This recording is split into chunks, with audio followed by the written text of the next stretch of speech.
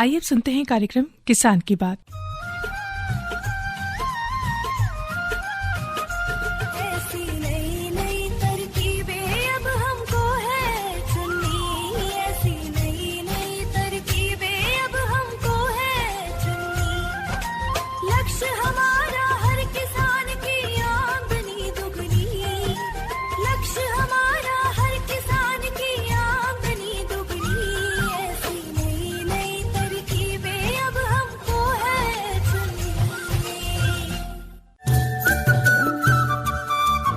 इस कार्यक्रम के प्रायोजक है कृषि एवं किसान कल्याण मंत्रालय, भारत सरकार। आकाशवाणी का FM गोल्ड चैनल सुन रहे हैं आप सभी। किसान की बात कार्यक्रम में आप सभी का बहुत बहुत स्वागत है। एक बार फिर से हाजिर हूँ मैं आपके साथ आरती और मैं निरंकार। आप सभी को नमस्कार। आज आरती हमारा जो कार्यक्रम है उसमें जो विषय रहेगा खास अपने श्रोताओं के लिए, ग्रीष्म काल में दुधारू पशुओं की उचित देखभाल व टीकाकरण। इस विषय पर हमारे साथ जुड़े हैं विशेषज्ञ डॉक्टर सी भट्टाचार्य जी, जो जिला पशु चिकित्सा अधिकारी हैं दिल्ली सरकार में, और इनसे सीधे हमारे श्रोता जुड़ सकते हैं। उसके लिए उनको हम फोन नंबर बता देते हैं। हमारा फोन नंबर है जी, हमारा फोन नंबर है 23421081 के पहले जरूर लगाइएगा। ये दिल्ली का STD कोड है और आप जानते हैं ये पुराना नंबर है हमारा, बहुत समय से आप इससे जुड़ते आ रहे हैं और आपको उम्मीद है याद भी होगा। जो नए श्रोता जुड़े हैं उनके लिए एक बार फिर से दोहरा देते हैं 23421081। तो इस नंबर के साथ जुड़िए और बहुत बहुत स्वागत करते हैं डॉक्टर साहब आपका स्टूडियो में। जी, तो आज के कार्यक्रम की शुरुआत करते हैं। आप बहुत कुछ जान सकते हैं ग्रीष्म काल में दुधारू पशुओं की किस तरह से आप देखभाल कर सकते हैं और उनके टीकाकरण के बारे में भी अगर कोई सवाल है आपके मन में तो जरूर पूछिएगा। और निरंकार जी, देखिए गर्मी चाहे हमें लगे चाहे पशुओं को लगे, है ना, तो गर्मी है बड़ी ये दर्दनाक कह सकते हैं और आजकल तो वैसे भी पारा इतना हाई चल रहा है, तो हमारे पशुओं की भी देखभाल जो बहुत जरूरी हो गई है। बिल्कुल, और इसका उनके ऊपर प्रभाव पड़ता है। डॉक्टर साहब, सबसे बड़ी बात तो ये है कि जब गर्मी पड़ती है, हमारे जो किसान भाई हैं, पशुपालक हैं, वो सब ये शिकायत तो उनको रहती है कि गर्मी में दूध बहुत कम हो जाता है। जी, लेकिन डॉक्टर साहब हम इस प्रश्न को जाने, एक श्रोता जुड़े थे कॉल के माध्यम से, लेकिन फिलहाल वो फोन कट गया है। चलिए आप बताइए। दुधारू दूध कम हो जाता है पशुओं का देना, ये क्या? गर्मी में जैसे हमारे यहाँ हीट वेव चल रहा है, मतलब 40 के ऊपर टेम्परेचर हो गया है यहाँ। जानते हैं कि श्रोता जुड़े हैं इसमें। हेलो जी, नमस्कार सर। जी नमस्कार जी। जी, नाम बताइए, क्या प्रश्न पूछना चाहते हैं? मैं ब्रह्मदेव बोल रहा हूँ, दरभंगा बिहार से। जी ब्रह्मदेव जी, पूछिए प्रश्न अपना। मेरे पास एक भैंस है, भैंस का बच्चा जी। तो उसका जो है, जो जिसको गठौड़ी नहीं बोलते, ठौड़ी है, टुकड़वा, क्या मतलब रसौली वगैरह? हाँ, कितना भी दवाई लगा देता हूँ वो बहुत परेशान करता है। वो जो है ना, वो पटता ही नहीं। इसका दवाई क्या होगा जरा बताए आप लोग। हाँ, मैं आपको ये बताना चाहूँगा, आप जो केमिस्ट की दुकान है वहाँ पे चले जाइए, जाके आप मैक्स साल्व की नमक खरीद लीजिए। मैक्स साल्व की नमक खरीद करके पानी गर्म करके उसमें मैक्स साल्व की नमक डाल के उसकी सिकाई करके उसके ऊपर बिटाडीन लगा दीजिए। तो ऐसे आप 4-5 दिन करेंगे तो वो फूट जाएगा। उसके बाद कुछ करना है? उसके बाद में बिटाडीन से अगर ड्रेसिंग कर दिया जाए तो सबसे बढ़िया रहेगा। वो धीरे धीरे घाव सूख जाएगा। हीमैक्स की मलम आती है, एक काला मलम कहते हैं ऐसे गाँव में, हीमैक्स की मलम आती है। हीमैक्स की मलम अगर लगा दिया जाए घाव में तो धीरे धीरे घाव 4-5 दिन में सूख जाएगा। जी, तो डॉक्टर साहब हम बात कर रहे थे कि दुधारू पशु जो हैं उनके अंदर जब दुग्ध उत्पादन कम हो जाता है, दूध देना बंद कर देते हैं इस मौसम में, तो समस्या क्या हो सकती है और फिर इसका निदान क्या हो सकता है? दुधारू पशु का जो सबसे समस्या है, जब 40 डिग्री के ऊपर टेम्परेचर चले जाते हैं। फोन आ गया है, श्रोता की बात सुन लेते हैं। पहले उनका बहुत जरूरी है सवाल। हेलो। हाँ जी, मैं दोबारा फोन किया हूँ। वो अठगुड़वा जख्म नहीं है मैडम, वो जो अठगुड़वा जिसको बोलते हैं, ठौड़ी नहीं, आपकी भाषा में देखो जैसे होता है वो, मतलब खून पीता हो बहुत। अच्छा, चीचड़ी वगैरह है क्या? हाँ जी। चीचड़ी है क्या जो खून चूसती है? हाँ, अठगुड़वा बोलते हैं उसको। हाँ, आपकी भाषा में बोलते होंगे, जो मतलब मक्खी की तरह होती है, मोटी सी और खून चूसती है, उसकी बात कर रहे हैं। चीचड़ी जो होती है। हाँ जी, वो बहुत जो है ना खून पी जाता है वो। हाँ, चीचड़ी की बात कर रहे हैं। हाँ, मैं समझ गया, वो टिक्स कहते हैं अंग्रेजी में। तो ऐसा है, उसके लिए सबसे बढ़िया तरीका ये है, हाईटेक की टीका आता है, हाईटेक। तो हाईटेक की टीका 10 ml हाईटेक की टीका पशु की खाल में लगाना पड़ेगा। अगर खाल में लगा दिया जाए तो ये जो खून चूसने वाले जितने कीड़े मकोड़े रहेंगे शरीर में वो सारे मर जाएंगे और बाकी अगर आपके पास नीम की पेड़ है तो नीम का पत्ता तोड़ लीजिए। नीम का पत्ता गुनगुना सा गर्म पानी में डाल के पशु को डेली आप नहला दीजिए अच्छी तरह से, तो धीरे धीरे ये सारे समस्या का हल हो जाएगा। कई बार डॉक्टर साहब जो भाषा होती है ना उससे समझ नहीं पाते हैं, क्लियर कर दिया इन्होंने, हमें उम्मीद है कि इनको समझ आ गया होगा। डॉक्टर साहब आते हैं वापस से अपने एक सवाल पे जो शुरू से मेन समस्या जो है, जब टेम्परेचर जब 40 के ऊपर चला जाता है तब एकदम ये टेम्परेचर की असर पशुओं की शरीर के ऊपर आके पड़ता है। तो इसमें दूध की जो प्रोडक्शन है, मान लीजिए कोई भैंस 15 किलो दूध दे रहे, उसकी प्रोडक्शन के ऊपर बहुत असर पड़ता है और दूध धीरे धीरे कम हो जाता है। तो पहले जो चीज़ हमें नज़र में रखना पड़ेगा, पशु को आराम कैसे दिलवा दिया जाए। जैसे हमारे पास अगर पर्याप्त पानी होगा तो सुबह पशु को नहला देना चाहिए, और उसके बाद में कभी कभी क्या करते हैं, हम पेड़ के नीचे पशु को बांध के चले जाते हैं, लेकिन धीरे धीरे सूरज जब अपना ऊपर आता है तब वो छाया हट जाता है पशु के शरीर के ऊपर से और एकदम सूरज के नीचे आ जाता है। उसमें पशु को नुकसान बहुत होता है। तो हमें कम से कम ये देखना पड़ेगा उनका ऊपर छाया मिल जाए, थोड़ा ठंडा जगह में वो रह सके। ये शाम तक ये चीज बहुत महत्वपूर्ण है। अभी हम ये बताएंगे, मतलब जो है ना, उनको गर्मी नहीं लगनी चाहिए, गर्मी नहीं लगनी चाहिए, बचाव करना चाहिए, गर्मी नहीं लगनी चाहिए। बाकी कभी कभी आप देखोगे जैसे डेयरी फार्म के अंदर पशु रहते हैं, वहां पे कोई क्रॉस वेंटिलेशन नहीं होता है, तो मतलब हवा नहीं चलती है। अगर हवा नहीं चलेंगे तो उसका भी असर पशु के शरीर में आके पड़ेगा, घुटन महसूस होगा, हवा का आवागमन रहना चाहिए। हाँ, तो कभी कभी हमने ये देखा है जो अच्छे क्वालिटी की डेयरी फार्मर है वो आपने वहाँ पंखा लगा देते हैं, फिर कूलर लगा देते हैं, तो इस तरह से क्रॉस वेंटिलेशन की बहुत ज्यादा जरूरत है। डॉक्टर साहब एक और श्रोता जुड़े हमारे साथ, कॉलर बात करते हैं। हेलो जी, नमस्कार सर, नाम बताइए अपना। नहीं, मेरा नाम राजकुमार है, मैं यूपी से बात कर रहा हूँ। जी पूछिए अपना प्रश्न। मैम, मेरी एक बकरी 1 साल से दूध दे रही है, गाभन नहीं हो रही है, इसके लिए उपाय बताइए।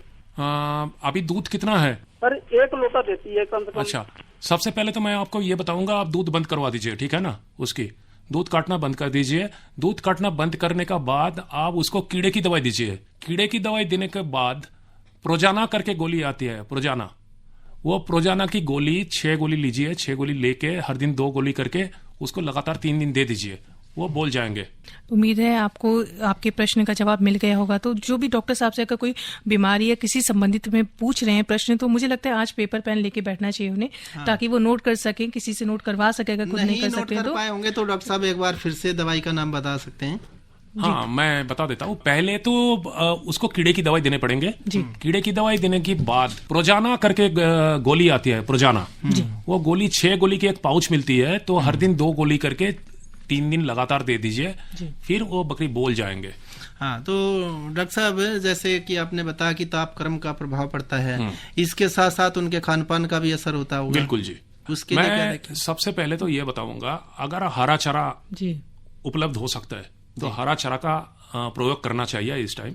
हरा चारे में बहुत सारे विटामिन और मिनरल्स मिल जाती है पशुओं की। लेकिन डॉक्टर साहब को टोकना चाहूंगा, आपने कहा अगर हरा चारा उपलब्ध हो तो इस मौसम में मिलना मुश्किल होता है हरा चारा। हरा चारा अगर मैंने इसलिए बताया, ऐसे कोई कोई जगह में हरा चारा बिल्कुल उपलब्ध नहीं है, जैसे काफी गर्मी से वैसे हम अगर दिल्ली की बात करें, दिल्ली में हरा चारा कहाँ से आएगा? तो इसका बड़े कुछ बड़े शहरों में ऑल्टरनेट हो सकता है? ऑल्टरनेट हो सकता है। अल्टरनेट एक्चुअली संतुलित पशु आहार जो मिलता है, वो संतुलित पशु आहार हम अगर पशु को दिलवाए तो उसमें पशु की शरीर की जो रिक्वायरमेंट होती है, मतलब जो चाहत होता है, उसी के हिसाब से मद्देनजर रखते हुए जरूरत के हिसाब से पशु आहार तैयार किया जाता है।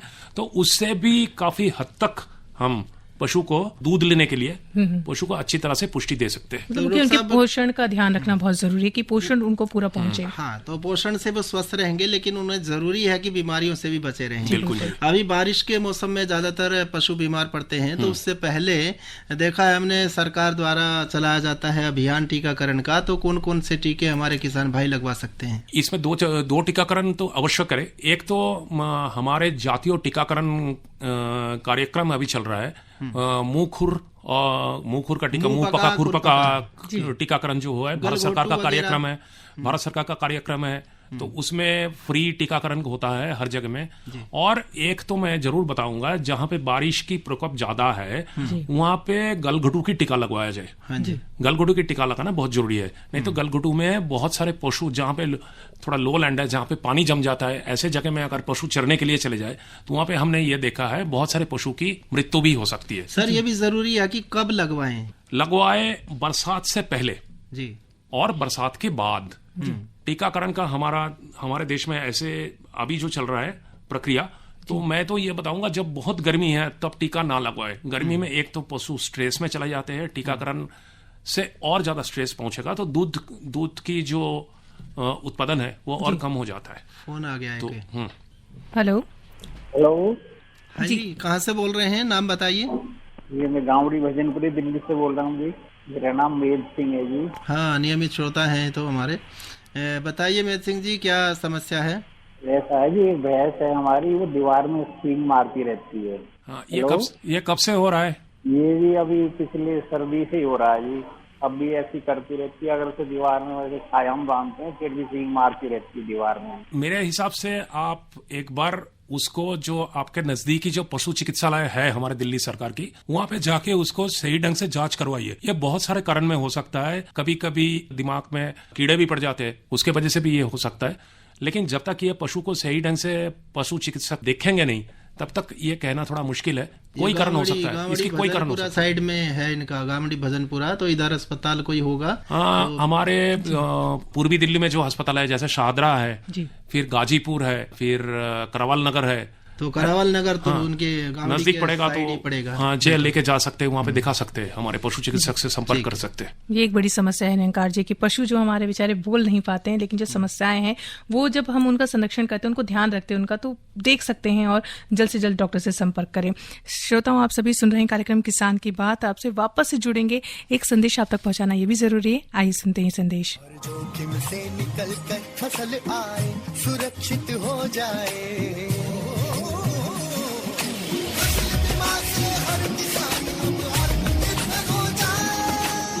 संकट के समय प्रधानमंत्री फसल बीमा योजना किसानों के लिए वरदान है। अब सूखा पड़े या बाढ़ आ जाए कोई डर नहीं, अब ओले पड़े या कीट पतंगे फसल खा जाए कोई फिक्र नहीं, क्योंकि हमने लिया है प्रधानमंत्री फसल बीमा।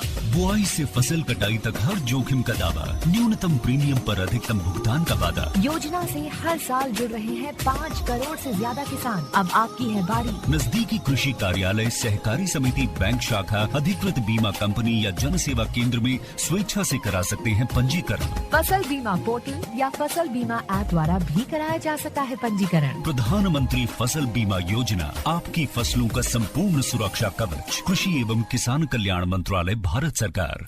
आप सुन रहे हैं कार्यक्रम किसान की बात, और आज बात ग्रीष्म काल में दुधारू पशुओं की उचित देखभाल, टीकाकरण इस पे हो रही है और भी आगे होगी। लेकिन आपको एक बात बता देते हैं कि निरंकार जी, आजादी का अमृत महोत्सव चल ही रहा है। इसी के अंतर्गत कृषि एवं किसान कल्याण मंत्रालय ने किसान भागीदारी प्राथमिकता हमारी अभियान चला रखा है।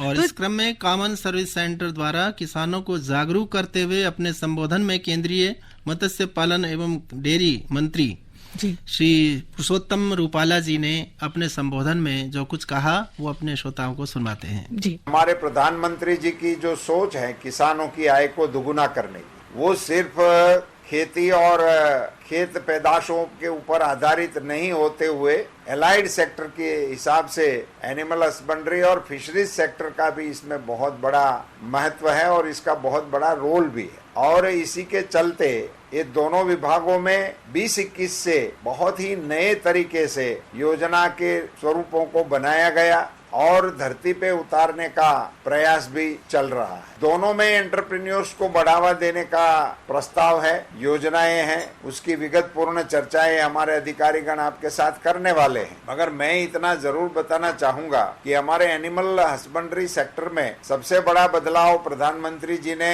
हेल्थ सेक्टर को लेकर किया है और मोबाइल यूनिट देने का जो निर्णय है, मैं मानता हूं कि आगामी दिनों में भारत के पूरे पशुधन को एक बहुत बड़ी राहत देने का एक कार्यक्रम देश भर में चलने वाला है। 4000 से उपरांत मोबाइल यूनिट पूरे देश भर के लिए हमारे विभाग ने 100% भारत सरकार के खर्चे से मंजूर कर दिए हैं। सो इन एम्बुलेंसों की वजह से टेक्नोलॉजी को डोर स्टेप तक पहुंचाने का बहुत बड़ा अभियान भी चल सकेगा। इससे हमें आर्टिफिशियल इंसेमिनेशन के प्रोग्राम में भी बहुत बड़ा बल मिल सकता। तो इन सारी योजनाओं का प्रयोग करते हुए हम किसानों की, पशुपालकों की और फिशरमैनों की जिंदगी में बदलाव लाने का मोदी जी का जो लक्ष्य है उसको साकार करने के लिए हमारा पूरा विभाग लगा हुआ है। फिशरीज सेक्टर में भी प्रधानमंत्री मत्स्य संपदा योजना लागू करके अभी तक के इतिहास में सबसे अधिकतम 20,000 करोड़ से ज्यादा लागत से इन्वेस्टमेंट करने की इस महत्वपूर्ण योजना को लागू करके इस फिशरीज सेक्टर में प्रोडक्टिविटी बढ़ाने के लिए, एक्सपोर्ट बढ़ाने के लिए, इंफ्रास्ट्रक्चर को अपग्रेड करने के लिए ये योजनाएं चल रही है। इसमें सॉफ्ट लोन का भी प्रावधान है। एनिमल हस्बेंड्री और डेयरी सेक्टर में बकरी, भेड़, कुक्कुट आदि सभी में 50% की सब्सिडी का प्रावधान करके एंटरप्रेन्योर्स को बहुत ही मदद करने का हमारे प्रधानमंत्री जी का जो इरादा है वो अब इस योजनाओं में प्रतिबिंबित हो रहा है। मेरा इस कॉमन सर्विस सेंटर से जुड़े सभी किसान भाई बहनों को आह्वान है कि आप हमारी योजनाओं के साथ जुड़कर अपने लिए, अपने परिवार के लिए, राज्य और राष्ट्र के लिए उत्पादन बढ़ाने में, अपनी फूड सिक्योरिटी को सलामती देने के लिए, अपने न्यूट्रिशन को अपने खुराक में, अपने फूड में इनका हिस्सा बनाने के बहुत ही महत्वपूर्ण काम में आप सहयोग कर रहे हैं। इसी में आप आगे बढ़े, खुद का भी व्यवसाय शुरू करें, खुद भी आगे बढ़े और इस प्रकार से हम देश की आर्थिक गतिविधियों का हिस्सा बनकर, मुझे कहते हुए बहुत खुशी हो रही है कि किसी भी विभाग से अधिकतर अपना ग्रोथ रेट है और इसी को देखते हुए इसमें बहुत ही संभावनाएं हैं। खास करके युवा पीढ़ी को, ये दोनों सेक्टर अपने परंपरा के व्यवसाय है मगर अब उसमें टेक्नोलॉजी का प्रयोग करके हम इनको और भी मुनाफे वाला बनाने की कोशिश में जब लगे हैं, तब युवाओं को इस क्षेत्र में आगे आकर इनका बेनिफिट लेना चाहिए और मैं सफलता के लिए शुभकामना देता हूं। धन्यवाद। तो साथियों, अभी आप सभी ने सुना केंद्रीय मत्स्य, पशुपालन एवं डेयरी मंत्री पुरुषोत्तम रूपाला जी को, जिन्होंने इसी क्षेत्र से जुड़ी बहुत सारी विभिन्न योजनाओं के बारे में बात की और उम्मीद है इससे हमारे जो पशुपालक हैं वो इसका भरपूर फायदा उठाएंगे। क्यों निरंकार जी? बिल्कुल। और हमारे कार्यक्रम में हम किसान की भागीदारी, प्राथमिकता हमारी इस विषय को, इस क्रम को भी लेकर आ रहे हैं पिछले कुछ दिनों से, जिसके तहत आज जो हमारे किसान हैं वो एफपीओ निर्माण करने वाले किसानों से आज हमने बातचीत की है। तो क्यों ना उस बात को भी सुनाया जाए, हमारे सभी श्रोताओं तक पहुंचाया जाए। आइए सुनते हैं। किसान भागीदारी प्राथमिकता हमारी में आइए बात करते हैं किसान मित्रों से जो कृषि क्षेत्र में कल्याणकारी योजनाओं से न केवल लाभान्वित हो रहे हैं बल्कि इन योजनाओं को अपने अन्य किसान मित्रों तक पहुंचा भी रहे हैं। नमस्कार।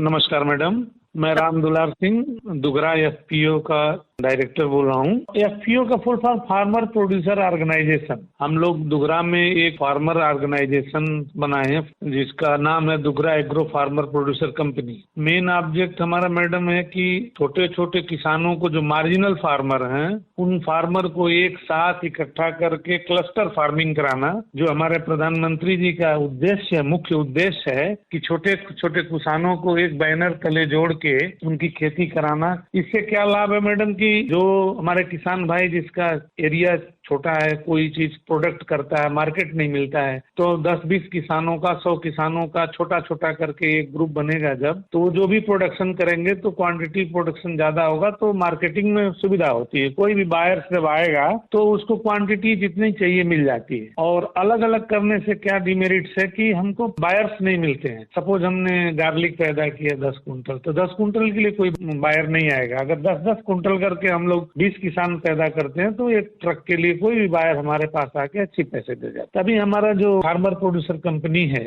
ये मेन फोकस था इसमें डेयरी उद्योग पे है, पोल्ट्री पे है, मेडिसिनल प्लांट की खेती। अगर एफपीओ के थ्रू लेंगे तो हमारे सारे किसानों को फायदा होगा मैडम, और एक साथ सामान उनको भी मिल जाएगा, हमारा प्रोडक्ट भी बिक्री हो जाएगा। छोटे छोटे फार्मर का ग्रुप एक साथ जब मिलाते हैं, हमने बनाया farmer interest group. Farmer interest group 10 ठो है और सबको मिला के एक फार्मर प्रोड्यूसर कंपनी बना दी है, फार्मर प्रोड्यूसर ऑर्गेनाइजेशन संगठन हो जाता। और हमारे माननीय प्रधानमंत्री जी का एक मुख्य उद्देश्य है कि सब फार्मर को कुछ कुछ सुविधा मिलनी चाहिए, कि मार्केटिंग की सबसे बढ़िया सुविधा होती है। मेन एग्रीकल्चर सेक्टर में मेन प्रॉब्लम मार्केटिंग का है। तो छोटे छोटे किसान के पास साइज ऑफ होल्डिंग बहुत कम है, तो वो छोटा प्रोडक्ट बिकने में परेशानी होता है। तो जब एक ग्रुप बना लेंगे क्लस्टर में, तो वो छोटा छोटा मिला के सबका एक बड़ा बल्क क्वांटिटी हो जाता है, तो मार्केटिंग में सुविधा होती है। मैडम, जो हमारा ट्रेडिशनल खेती है सिर्फ वही नहीं करना है, जो हमें कमर्शियल फार्मिंग है उस पे आना है, थोड़ा हट के आना पड़ेगा। जैसे वेजिटेबल कल्टीवेशन, ऑर्गेनिक फार्मिंग पे। अभी ऑर्गेनिक फार्मिंग करने से हमारा सॉइल का हेल्थ भी ठीक होगा, हमें अच्छा प्रोडक्ट मिलेगा। सरकार की तरफ की जो योजनाएं हैं वो, जैसे अभी हम लोग का FPO just new born baby की तरह है मैडम। तो जो भी योजनाएं, जैसे अभी क्लस्टर फार्मिंग का 100 हेक्टेयर का पैडी का था डिपार्टमेंट ऑफ एग्रीकल्चर से, वो मिला था, उसमें सारी सुविधाएं मिली थी गांव वालों को, तो उसमें सब्सिडी वगैरह मिला था मैडम। इसी उम्मीद के साथ ये फार्मर प्रोड्यूसर ऑर्गेनाइजेशन बना है और डेफिनेटली सरकार की योजनाओं का हम लाभ लेंगे और हमें मिलेगा। किसान भागीदारी प्राथमिकता हमारी में अभी हमारे साथ जुड़े हुए थे राम दुलार जी, जो कि FPO का संचालन करके अपने साथी किसानों की प्रगति में सहायता प्रदान कर रहे हैं। आइए एक अन्य किसान मित्र से बात करते हैं कि कृषि क्षेत्र में कल्याणकारी योजनाओं से वो किस तरीके से लाभान्वित हो रहे हैं। नमस्ते किसान मित्रों, मैं मध्य प्रदेश MP के अलियादपुर जिले से जोबट तहसील ग्राम कंधा का एक किसान हूँ, यशपाल सिंह राठौर। किसानों का इस सरकार ने बहुत ही ज्यादा योजना लागू की है, लेकिन मैंने भी उस योजना का लाभ ले रहा हूँ। अभी मेरे पास खुद के पास में एक बलराम तालाब मछली के लिए खेत तालाब बनाया है, फिर नेट हाउस लगवाया है मैंने, उसमें खीरा ककड़ी हो रही है, सोलर से जो मोटर चलती है वो भी लिया है लाभ, और प्याज गोडाउन भंडारण के लिए वो भी सरकार सब सब्सिडी में मिला है हमें। सब अधिकारी आते हैं हमारे पास और वो लाभ दिलाते हैं, और हम लोग दूसरे अन्य किसानों को भी ये लाभ दिलाने की बहुत कोशिश करते हैं और सबको मिलता भी है। ऑफिसों में और इधर जाना पड़ता था दीदी, लेकिन अभी तो सरकार ने बहुत अच्छी योजना करी। अपन को पंजीयन करना पड़ता है ऑनलाइन डायरेक्ट, अपन खुद कर लो। ट्रैक्टर लेना हो या कुछ भी योजना का किसान को लाभ लेना है तो ऑनलाइन डायरेक्ट आवेदन कर दो, अपने पास ऑटोमेटिक आ जाएगा। अभी किसान सम्मान निधि भी मुझे मिल रही है, कुछ लाभ लेने के लिए अपन को कोई परेशानी नहीं है। जैसे कि हमने अभी नेट हाउस लगाया, 28,40,000 का नेट हाउस है मेरा, तो 50% सब्सिडी है। 14,20,000 मेरे जमा हुए और दूसरे फिर सरकारी मिलेंगे। सब 50% है। सब योजना में अलग अलग सब्सिडी मिलती है, कोई 50%, 75%, 80%। ड्रिप है अगर लेना है अपन को, स्प्रिंकलर लेना है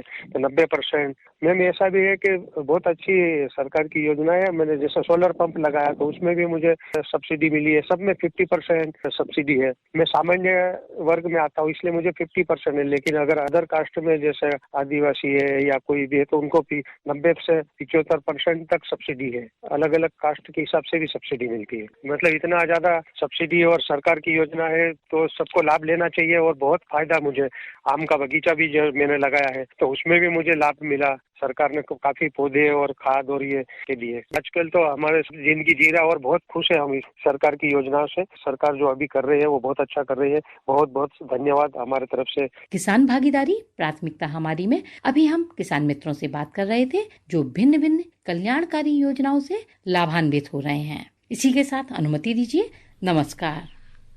तो साथियों, अभी आपने सुना किस तरह से किसान इसका पूरा फायदा उठा रहे हैं। किसान भागीदारी प्राथमिकता हमारी के तहत हम आपको बहुत सारे किसानों से मिलवा रहे हैं, जुड़वा रहे हैं इस कार्यक्रम के माध्यम से, और आप जान पा रहे हैं कि जमीनी स्तर पर जो योजनाएं सरकार लेकर आती है किसानों के लिए वो किस तरह से उनको लाभ दे रही है और लाभान्वित कर रही है। वापस आएंगे, अपने कार्यक्रम में जुड़ेंगे और डॉक्टर साहब से कुछ और प्रश्न पूछेंगे। ग्रीष्म काल में दुधारू पशुओं से किस तरह से उनकी देखभाल की जा सकती है और किस तरह से जो उनके टीकाकरण के बारे में भी कुछ एक बात जरूर करेंगे। फिलहाल एक छोटा सा संदेश। प्रधानमंत्री किसान मान धन योजना, मिलेगा पेंशन का सहारा, कृषक ना होगा बेसहारा, जुड़ेगा खुशियों से नाता, कटेगा सुख से बुढ़ापा, सुरक्षित होगा अन्नदाता, सुरक्षित होगा अन्नदाता।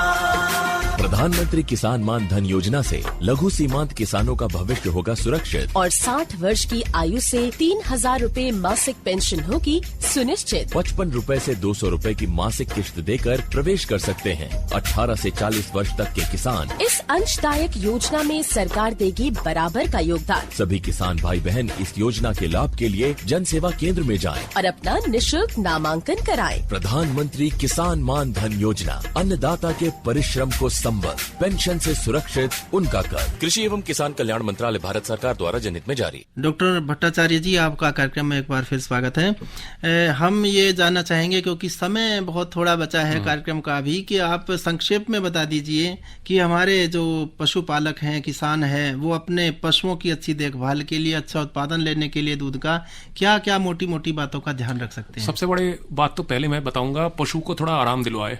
सुबह पशु को नहला दे अच्छी तरह से, पशु को छाया में रखे। पशु जहाँ पे रह रहे हैं वहाँ पे घुटन ना हो, हवा चलना चाहिए। संतुलित पशु आहार दिलवा दिया जाए जिससे पशु की दूध बने रहे। सबसे बड़ी बात है टीकाकरण। टीकाकरण के बारे में मैंने पहले भी बताया। मुंह पका खुर पका की टीकाकरण और गलघटू की टीकाकरण, ये 2 टीकाकरण अवश्य होना चाहिए, जिससे हमारी पशु की जो स्वास्थ्य है उसको अच्छी तरह से हम देख रेख कर सके, जिससे दूध भी कम ना हो पशु की। तो ये सब चीजों के ऊपर मैं पशुपालक जो हमारे भाई बहन हैं उनको सूचित करना चाहूंगा। जी डॉक्टर साहब, एक चीज और, कि कोई ऐसी खास योजना कोई जिससे हमारे किसान को जुड़ना चाहिए, हमारे पशुपालकों को? हाँ, पशुपालकों को एक योजना मैं जरूर बताऊंगा, वो है किसान क्रेडिट कार्ड।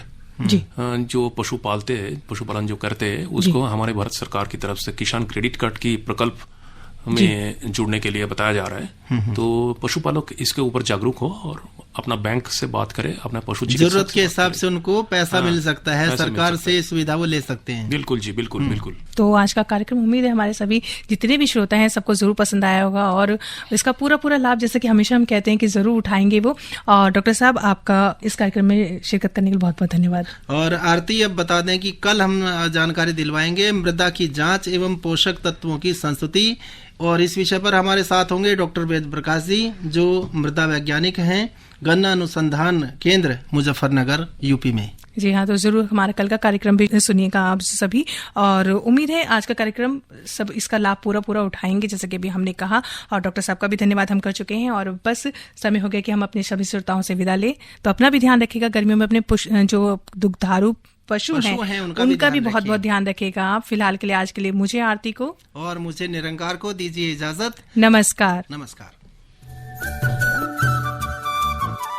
इस कार्यक्रम के प्रायोजक थे कृषि एवं किसान कल्याण मंत्रालय, भारत सरकार।